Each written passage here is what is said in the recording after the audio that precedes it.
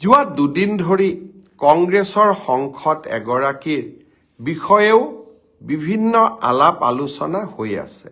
বহুতে মোক বিশ্বাস কৰিছে যে হয় ইয়াৰ আঁৰত কিবা কথা লুকাই আছে, আৰু কিছুমানে ইয়াত ৰাজনীতিৰো গুণ পাইছে।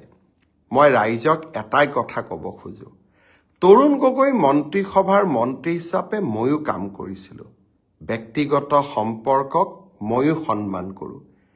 ক্ষমতাই ব্যক্তিগত সম্পৰ্কবোৰ বহুত দূৰলৈ লৈ যাব নোৱাৰে, আৰু আমি মানুহ মাত্ৰেই আৱেগিকো হওঁ, আৰু মানুহ মাত্ৰেই আমি ক'ৰবাত এটা নিৰ্দিষ্ট বয়স পাৰ হৈ যোৱাৰ পিছত বহুত বেয়া কথাও চিন্তা কৰিবলৈ ভগৱানে আমাৰ শক্তিবোৰ লাহে লাহে আঁতৰাই লৈ যায়। মোৰো বয়স 56 বছৰ হ'ল।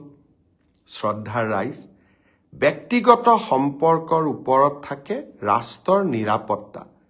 ভাৰতৰ অখণ্ডতা আৰু সাৰ্বভৌমত্বৰ প্ৰতি যদি ক'ৰবাত প্ৰশ্ন আহে, সেই প্ৰশ্নৰ দূৰলৈ গৈ, শিপালৈ গৈ এজন মুখ্যমন্ত্ৰীৰ দায়িত্ব যাতে আমাৰ দেশৰ নিৰাপত্তাৰ ওপৰত ক'তোৱেই প্ৰশ্নবোধক চিন আহিব নোৱাৰে।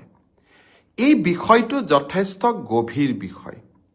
SIT গঠন কৰা হৈছে, আৰু মই ৰাইজক প্ৰতিশ্ৰুতি দিব পাৰোঁ যে নিৰপেক্ষভাৱে আমি তদন্তৰ কামত আগুৱাই গৈছোঁ।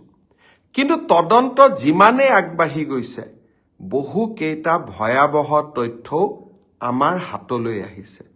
মই ভাবোঁ যে কিছু 2 মাহ 3 মাহৰ ভিতৰত অসমৰ ৰাইজক আমি এনে কিছুমান তথ্য দিব পাৰিম, প্ৰতিগৰাকী ৰাইজে তেতিয়া উপলব্ধি কৰিব যে হিমন্ত বিশ্ব শৰ্মাই ক'তো ৰাজনীতি কৰা নাই।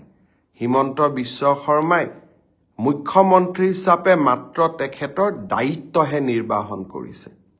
আৰু মই সঁচাকৈ ক'ব খোজো, দেয়াৰ উইল বি শ্বকিং ৰিভিলেশ্যন, গুৰুত্বপূৰ্ণ আৰু ভয়াৱহ তথ্য আমাৰ সন্মুখলৈ আহিব। অন্যথা আমাৰ জয় মই আজিৰ দিনটোত মই সৰু ৰাজনীতি কৰাৰ মোৰ কোনো প্ৰয়োজনেই নাই। অসমৰ ৰাইজে বিজেপি দলক আকৌ এবাৰ চৰকাৰ পাতিবলৈ সুবিধা দিয়াটো খাটাং, আৰু ৰাইজৰ বহুত দিনৰ পৰা ৰাজনীতি কৰি আছোঁ, ৰাইজৰ মৰম চেনেহ মই বুজিব পাৰোঁ।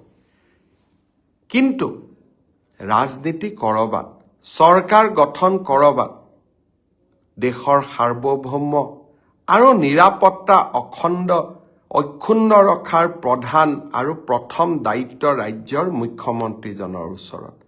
আমি তেনেকেই শপত গ্ৰহণ কৰোঁ। আৰু যোৱা 3 দিনত হোৱা ঘটনাৰাজি ই কাৰো ব্যক্তিগত আশা আকাংক্ষা, ব্যক্তিগত দেশ বিদ্বেষ পৰিপূৰণৰ বাবে নহয়, ই মাত্ৰ আমাৰ ভাৰত আৰু অসমৰ অখণ্ডতা আৰু আমাৰ নিৰাপত্তাৰ সৈতে জড়িত। আজি মই ইমানেই ক'ম। মাত্ৰ ৰাইজক মই প্ৰতিশ্ৰুতি দিম যে হিমন্ত বিশ্ব শৰ্মাই এটা যোৱা 5টা বছৰত আৰু 2014 চনৰ পৰা যদি বিজেপিৰ শাসন কোনোবাই দেখে, আমি এজনো কংগ্ৰেছী নেতাৰ ওপৰত প্ৰতিহিংসামূলক কাম কৰা নাই, কাৰণ মই ব্যক্তিগত সম্পৰ্কক বিশ্বাস কৰোঁ। কিন্তু যেতিয়া ৰাষ্ট্ৰৰ নিৰাপত্তাৰ সৈতে জড়িত বিষয়বস্তু আহে, তেতিয়া আমি ব্যক্তিগত সম্পৰ্কৰ বহু ওপৰলৈ যাব লাগিব, কাৰণ ৰাষ্ট্ৰ প্ৰথম, ব্যক্তি পিছত।